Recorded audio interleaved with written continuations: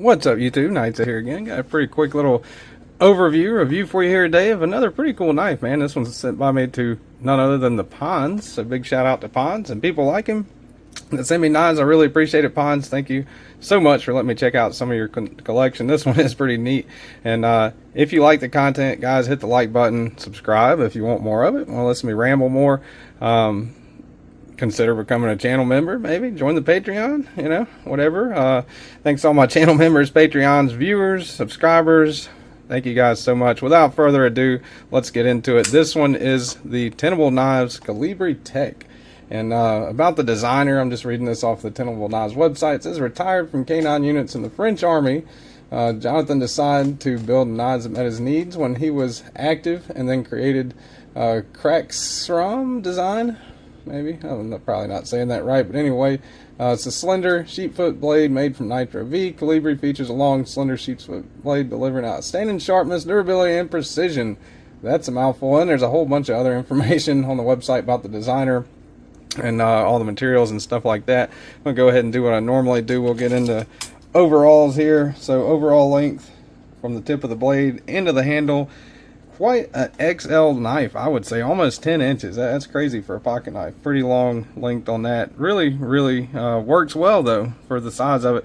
9 7/8, right around 9 7/8 overall. You got your blade length. If you go all the way back center of the choil where it meets up with the handle there, you're looking at 4.5 inches. Sharpened edge length just under. You're looking at right about 4 3/8 sharpened edge length. Let's go ahead and see if we can get the calibers out here. Alright, zero them. So blade stock thickness check. Behind thickest part of the spine, you're looking at 126 thousandths on the thickest part of the spine. Behind the edge, let's check it right there in the belly, looking at right around 29 thousandths.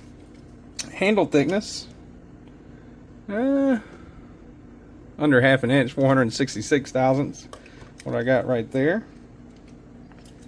Alright, now let's see here. Let me move the tape measure out of the screen. Go ahead and get out the usual suspects, do some size comparisons. That is the Cold Steel Knives 8010 and the Demco Knives 8020.5. That is the slicer variant, so you can definitely tell there it's longer than both. But put it up next to the more bulky Cold Steel 8010. Definitely thicker than the Colibri Tech. Get out a couple of other usual suspects here. Put the Demcos away there.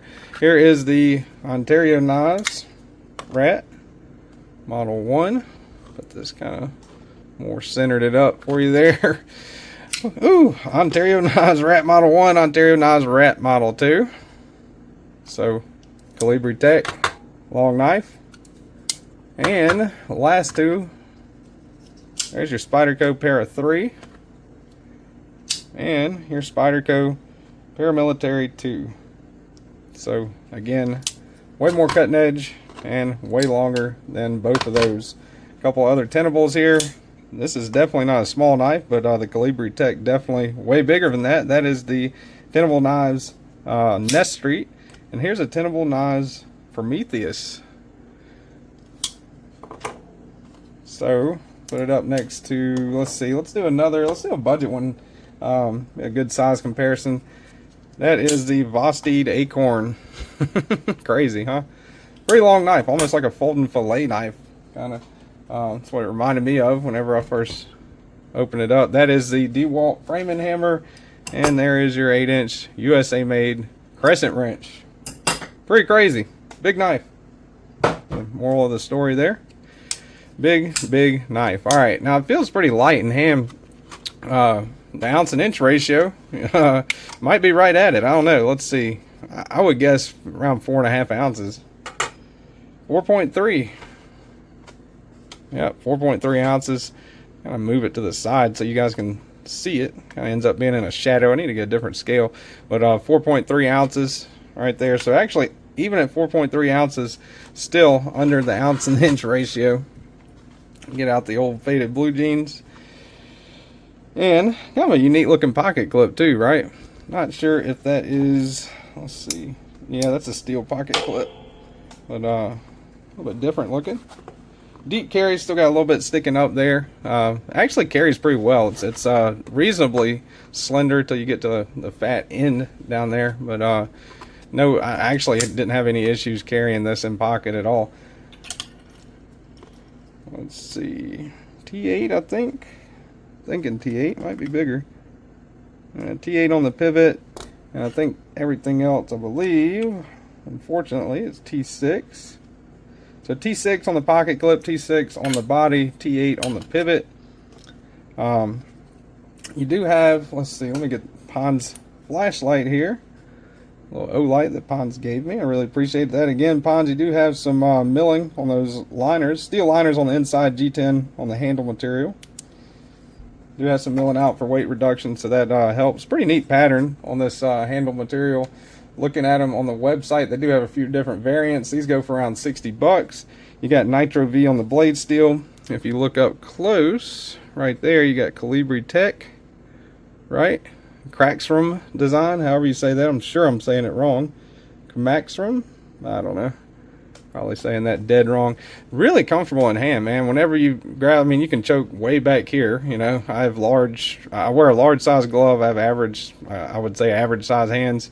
And choked all the way back to the end. That's how much extra room I've got. I still got the whole finger spot of choking up as far as room, right? So feels pretty locked in right there.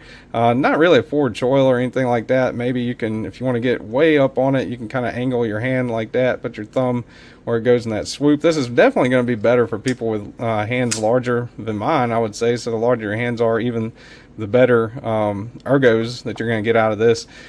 Pretty cool looking G10 pattern on there, red and black contrast.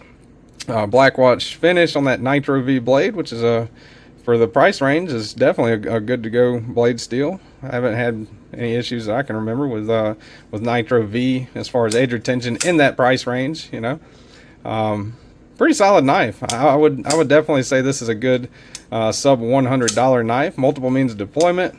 Thumb stud works just fine, no issues there. You can index it, which is crazy for such a long blade, right? I think that's pretty cool. You can easily index it like that, right? Pretty cool. And of course your flipper, regular flipper. So it does have at least 3 means of deployment, so that's pretty cool. Overall, Colibri Tech, I would say that's a solid knife. Very good, especially for the money, around 60 bucks. I would put it on my sub $100 playlist, and probably gonna put it on my most recommended knives playlist too. So big shout out to Ponds. Thank you so much for loaning me this one. That big blade, again, with the action, I don't know if I mentioned that or not, but that thing just kind of as quick as you can turn it, it's falling shut, right? Riding on bearings. So pretty cool. Centered up, zero blade play. Pretty good little knife. Thank you guys for watching. Thank you again, Ponds, for loaning me this one. I'll see y'all on the next one, and y'all stay sharp.